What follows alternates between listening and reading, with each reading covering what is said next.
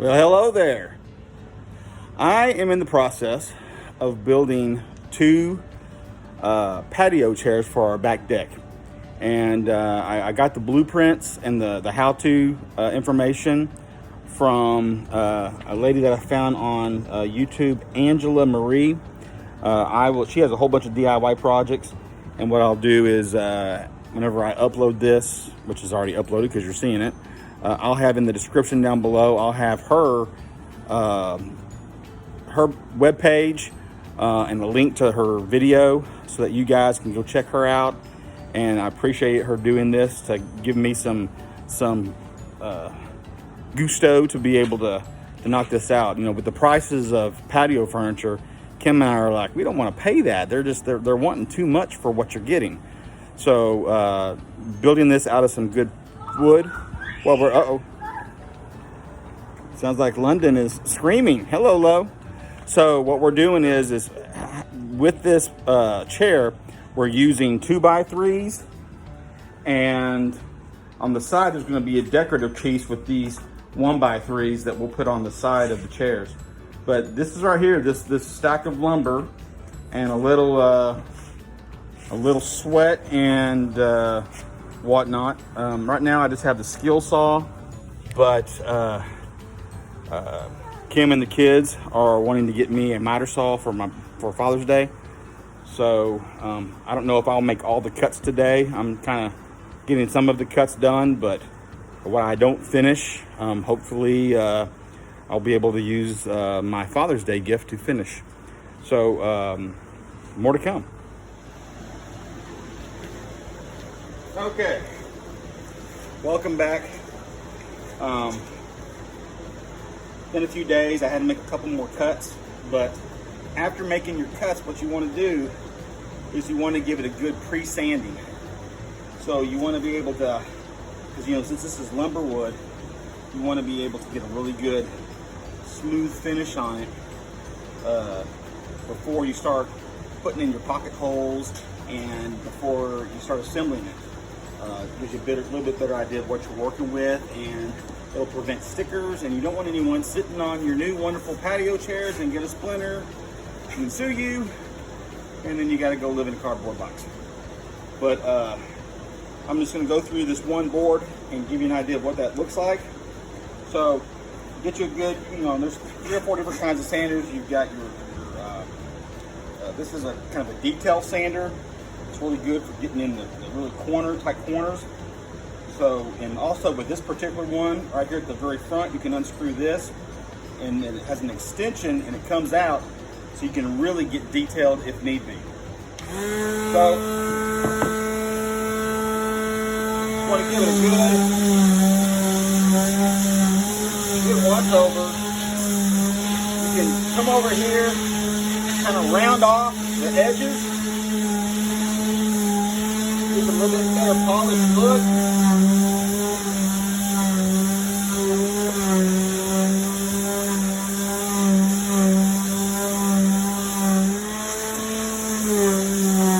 Some rough parts of this lumber you want to take off.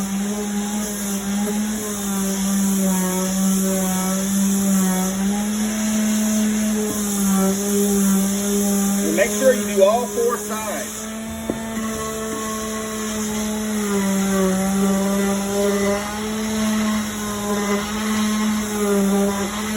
Just like so.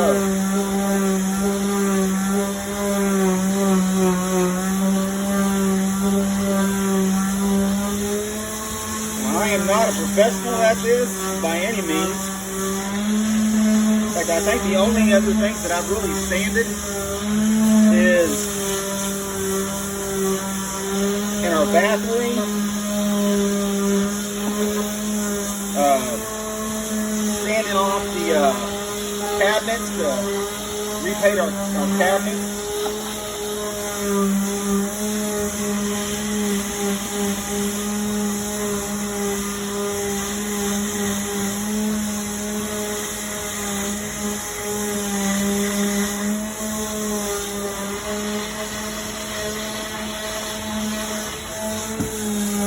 Oh, got a little bit of a rough edge here. this right here, I really like that. This will be really cool once you stain. Oh yeah, that's going to be some great detail in there.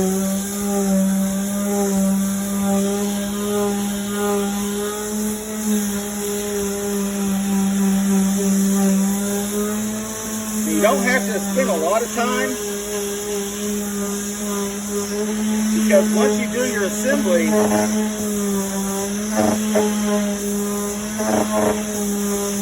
going to give it another really good sanding.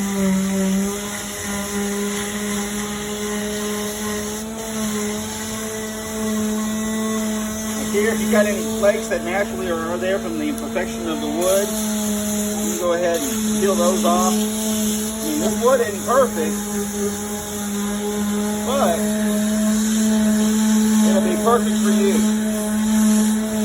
Especially once you get done and you got it all together. You got it stained and sealed.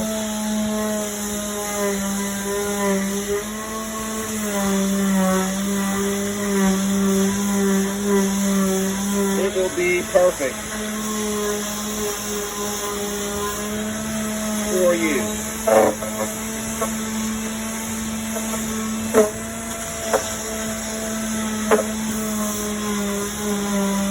So we're just about done.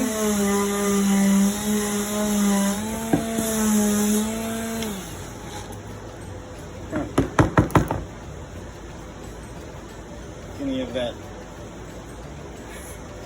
makes a heck of a mess. It's good to do this outside, but it's really nice, much smoother than it was prior to me doing this.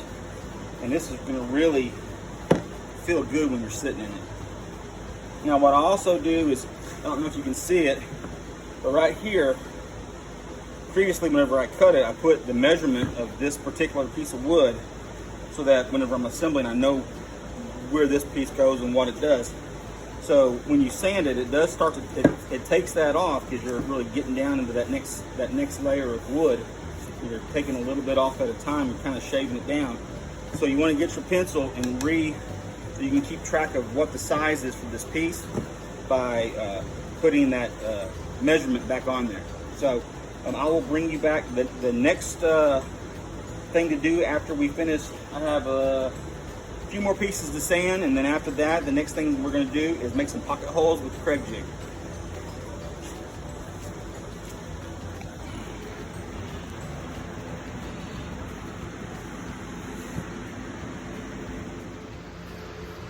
Hello. All right. Where's the lens at? Where's the lens at? Over here. Right there. Okay. We've done all of our sanding for the project, and now it's time to do pocket holes in the Craig jig. So one of the things that I have discovered is that, number one, I've never done pocket holes before, and number two, I don't have a Craig jig.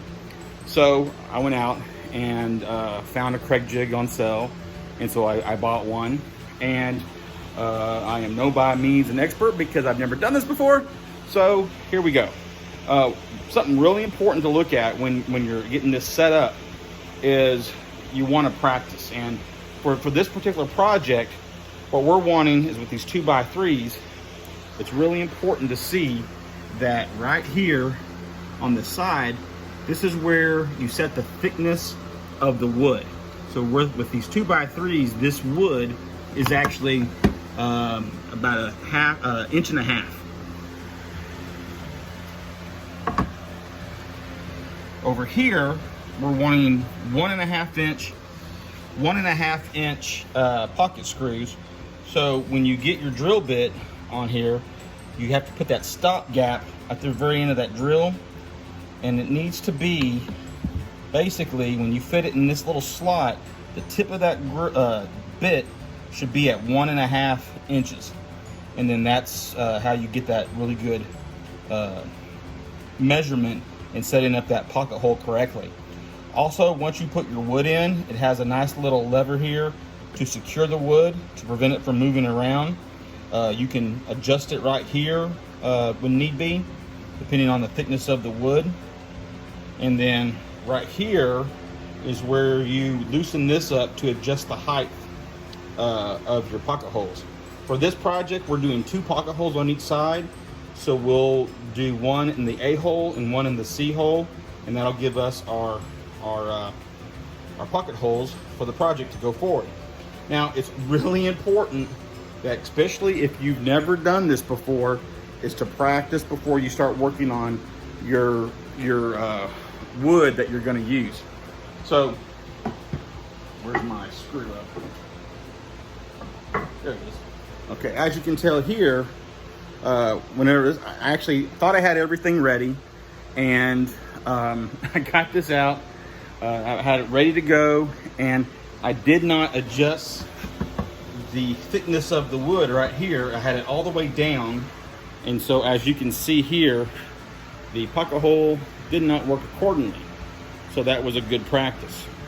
I wish I would have practiced. I wish I would have practiced on one of my extra pieces of wood that is extra from all the cutting, so that I wouldn't have messed up this really nice piece of length that I had already cut and sanded. But oh well. Luckily, I bought extra 2x3s just in case that were to happen. So I got one of the unfinished smaller pieces that's not sanded and practiced, and it came out perfect. So as you can see, the pocket holes are on there perfectly. It's the right distance, and it's right where it needs to be. So let's see how this thing works. There we go. So here's my fresh piece of lumber. You just center it up on this here. You do your lever, secure it. You got your drill, you're ready to go. I like to hold on to the top of it. Kind of sink it in there just right before it touches the wood.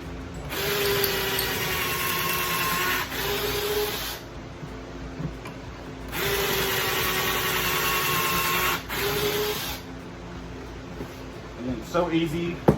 Just flip it, center it, secure it, and drill.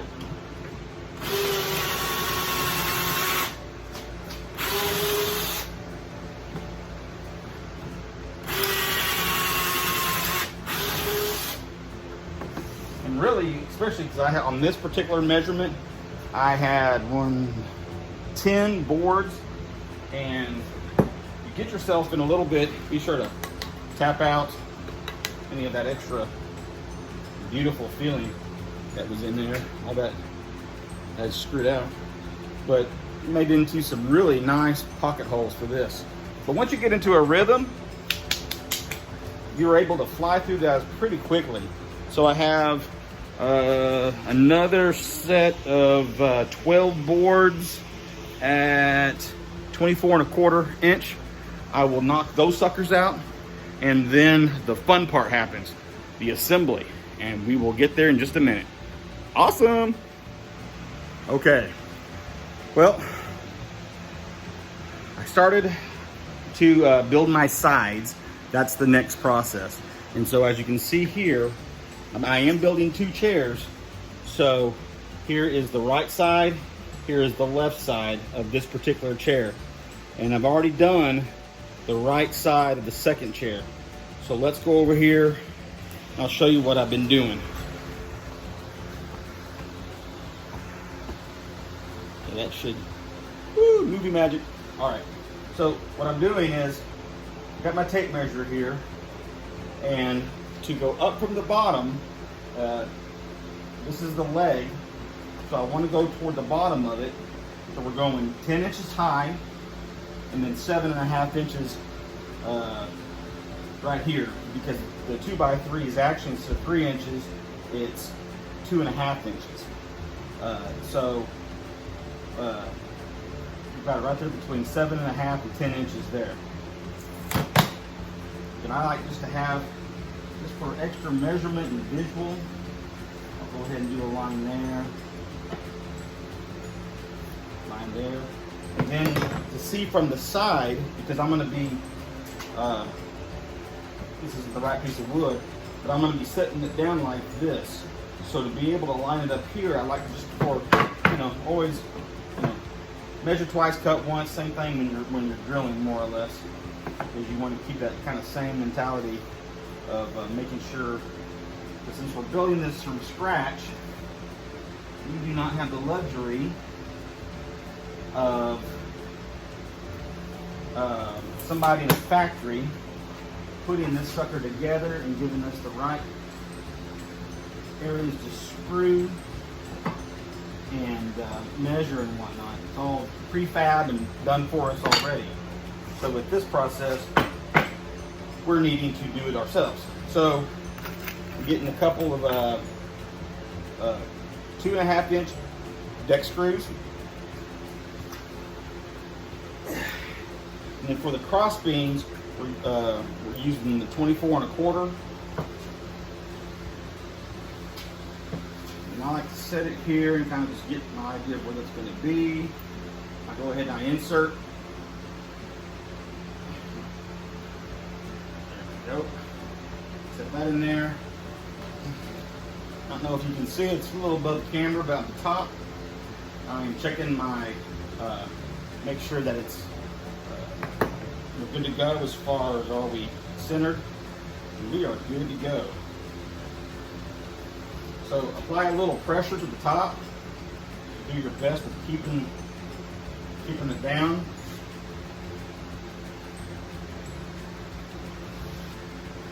And that's just a process of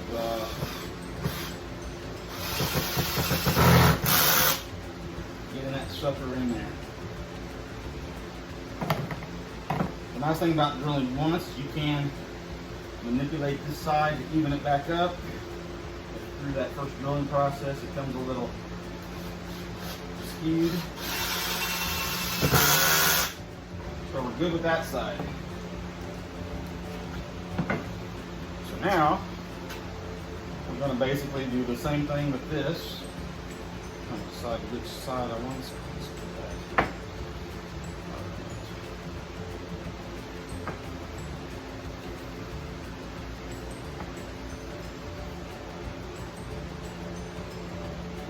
So again, double measure.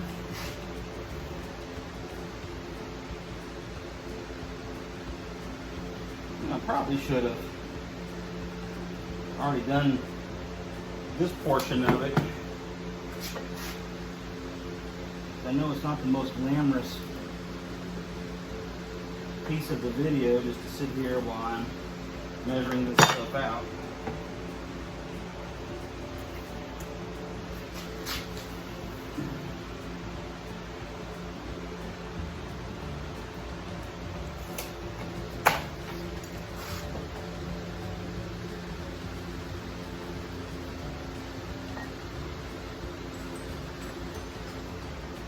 Yep, just like so. Alright. So let's see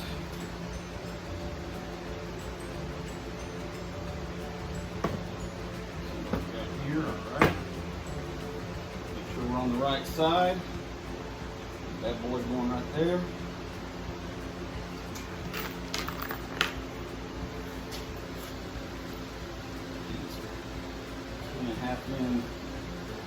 Half inch screws in. It's nice. That tip of that drill gives you kind of a little indentation.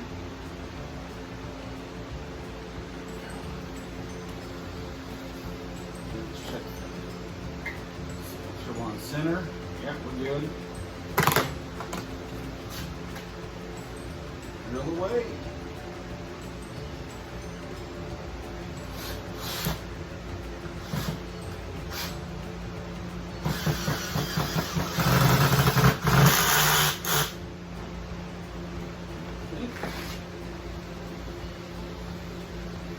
And to make sure that besides checking your balance of it, dead center, but I think I like to do too, just go ahead and set it on in. Because even if this has to move a little bit, you can make sure Good to go. Solid as can be.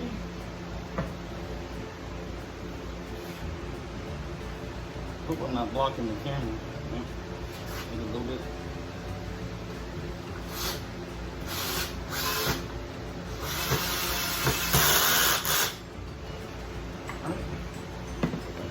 Check that one more time. We're good. All right, so this is this piece. Now we need to put the top of the side on.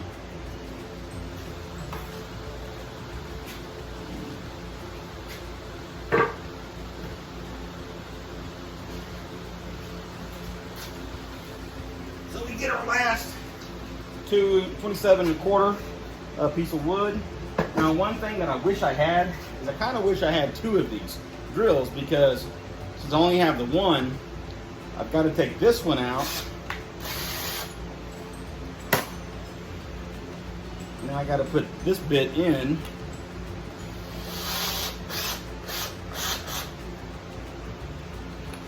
For the deck screws. So, it doesn't take that much time, but it'd be nice if I had 2, then I can just go boom, boom, boom, but that's not the case. So let's come over here. Let's do the last portion of this side. All right.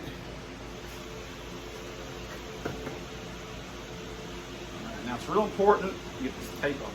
This was from the barcode. You don't need that anymore. Okay, so when I first started cutting, all I had was my skill saw. And so, for whatever reason, it ran hot. And so on this side of the cut, we've kind of got this charred in. On this side, we don't. So since, for staining purposes, and of course I'm gonna give it another good sanding, which will take part of that layer off, is I wanted to make sure that this was in the front of the chair and this was in the back. So as you can see here, I've done that with each one of these. It's just a matter of putting that sucker on top. Now these are self-tapping deck screws, so I do not have to pre-drill, which is nice. One less step. But what I like to do is I'll get the bit. I'll just drill. I cannot talk. The screw, and I'll kind of center it up, give it an eyeball. I'll put it in the middle, and I'll just do a little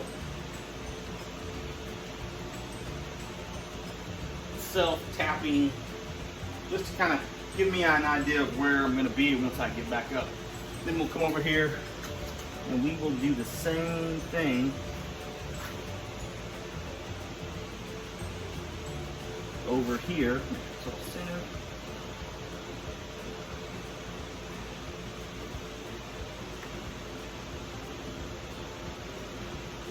Just like so, this kind of gives you an idea, just a visual of where you're going.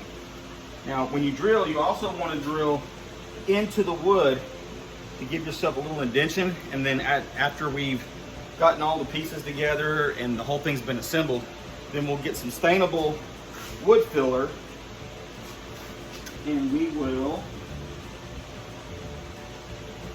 fill those in where it's nice and smooth before we sand it.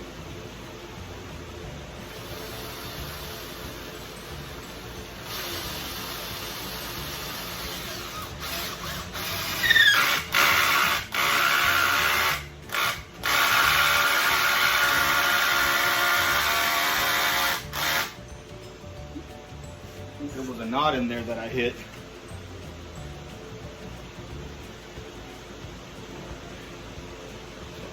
On there, make sure it's all right.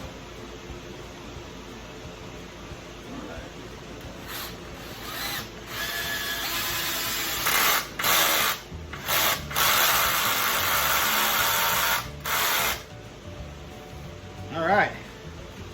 Woo! That piece of the project is done. So, what we want to do now is, I also bought some 1x3s, and you don't have to do this. Angela Marie in her video, she says you don't even have to do it, but you can have it in there for decorative pieces. But what we'll do is we'll measure, because this is lumber, framing lumber, you know, in between here should be the same as this one, so it should be 24¼ inches. But we'll double check, we'll measure and make sure that we're still good to go on here. And then we will get the 1x3s, cut them to spec, and it just adds a little decorative piece in here, just to give it a little bit of custom look to it. Also, like she says in her video, is if you have any pillows or whatever, it'll keep everything in and not slide out the side. So it's you know, a nice little feature to have to make it a little kind of a contemporary decorative structure to it. But as you can tell here, you know, sitting, this is nice. It's not super wide, but it's definitely wide enough to be comfortable to put your arm on, and even wide enough you have your drink on the end of it if you want to, if you didn't have a side table or a outdoor coffee table sitting in front of it. But that is a story for another day. So this part of the build is complete. The next is the decorative piece of the sides, and we will go from there. Yes! Okay, the final segment. Now, I did a few things in between the last little segment, and what I mean by that is, let me show you. I got the sides, and I started to put in the side, the back, and the front piece, and let me show you what that looks like.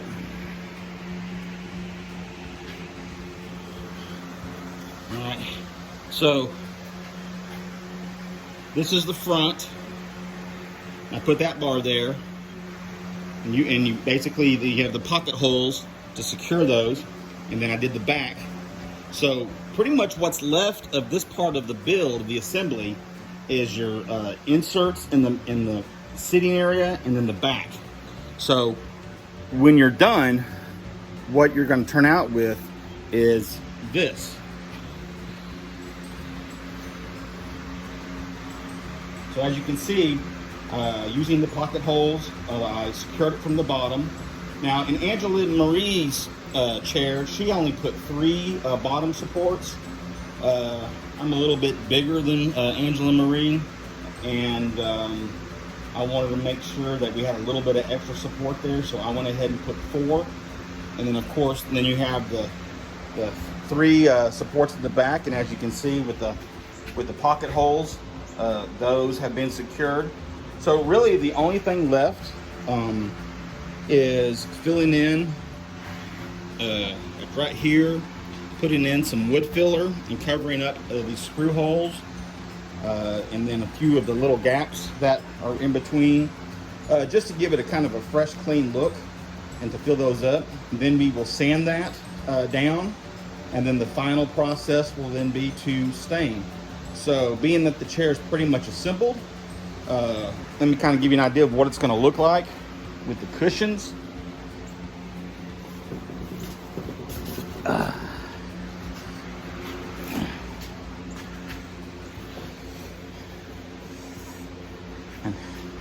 And there you go. That is the basic premise of what the chair is going to look like, minus the wood filler, the sanding, and the stain. So once we get to the staining process, I'll bring you back in that segment, and then show you what the completed project will look like, and then we will call this done. So if you've made it this far in this long video, thank you. Like it, subscribe, and we'll see what we can do next. All right, now it's time to move on to that decorative side piece, to the side frames that we just made. So I already made one, just for you to get a good idea of what it looks like. So what's the process in doing that? Let's come over here to the work table real quick. All right, so what you want to do is the spacing in between each one when you're looking at Angela Marie's plans is it's 1.25 inches between each slat. Now, of course, with these being 1x3s, it's not really 3 inches, it's 2.5.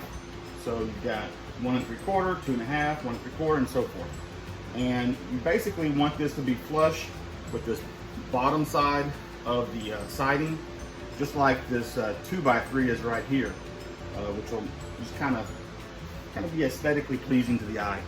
And then these particular ones I just cut, these 1x3s, I decided not to pre-sand them quite yet. So I'll get these assembled, and then once I complete the build, then I'll re-sand everything. I do have a detailed portion of my sander that can actually get the tops and bottom of the piece, but I wanted to really try and just make sure that these all fit and everything. So to secure these, instead of doing pocket holes because they're so thin, you use a good old 2-inch brad nails with a brad nailer. So basically, I've already aligned this side, so you definitely want to double check your measurements every single time. Just coming over here, everything looks good. Double check the measurement, the spacing real quick.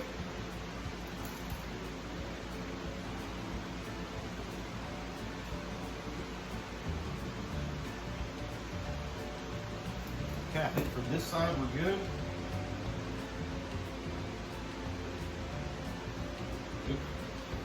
This side up a little bit. Double check that. All right, so super easy.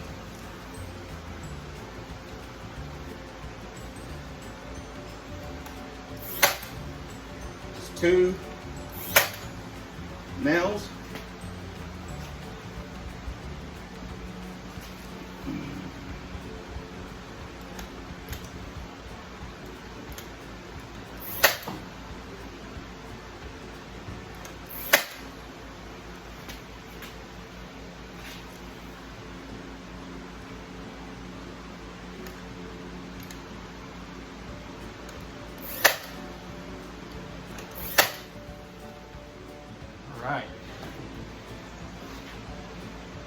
All right, that's that one side. So basically, you go to the other side, you repeat the process, and then you finish that on my other 2 sidings, and then this portion of the build will be finished. And then I think the next step we go to is attaching the 2 sides to the rear and then the front, and just start putting it all together. So I'll bring you back in just a little bit. Okay, now we've pretty much finished everything. We've got everything assembled. I've gone over and given it a really good sanding to finish that off. And then it's really important too to get you some tack cloth. And it's kind of a sticky material, and you can run that over your wood, and what that's going to do is give you an opportunity to collect any of those really small micro dust particles from the sanding, and it's going to help take that off. That way you get those off before you start staining. So what I have here, I got this. This is a Cabot paint. First time actually trying to use it. Got this in semi-transparent.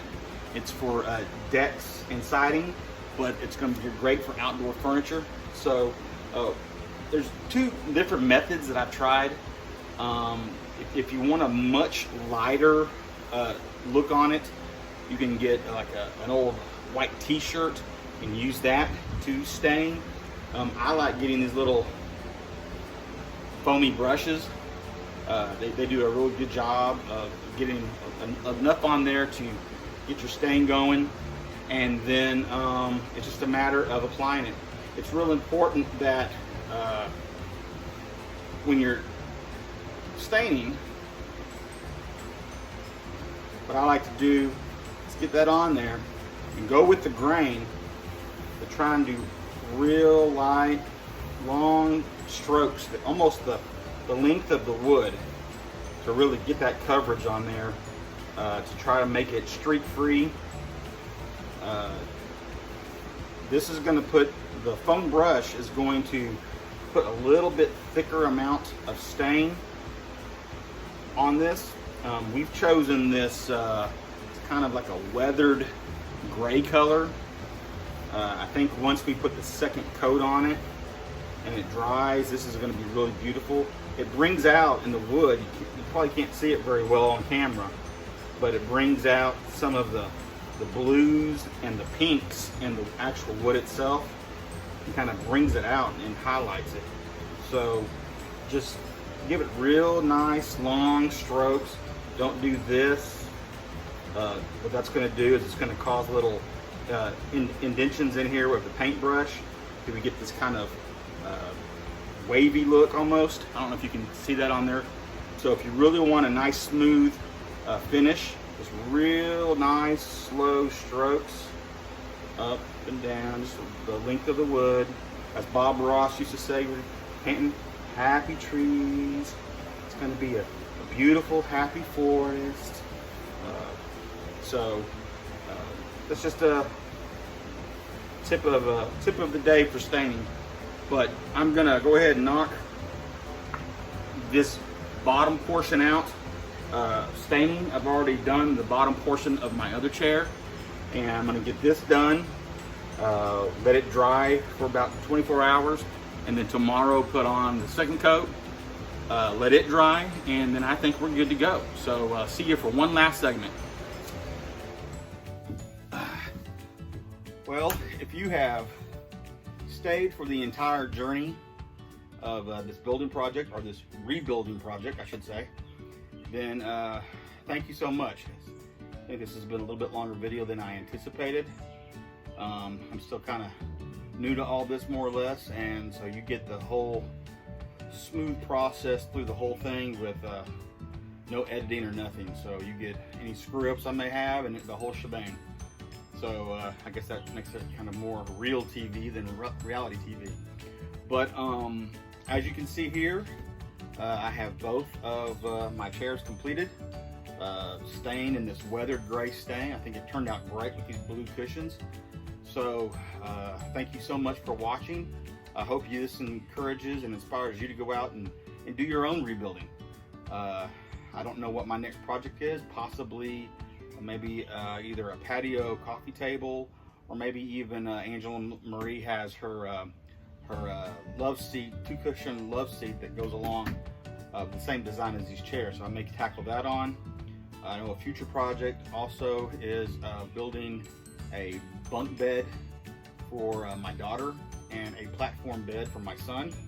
So got a lot of stuff going on, but this is where we're at.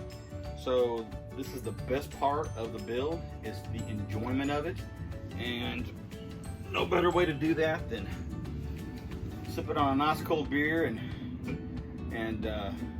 just enjoying the fruits of my labor. So hey, go out, happy building, and get your rebuild done. Have a good one.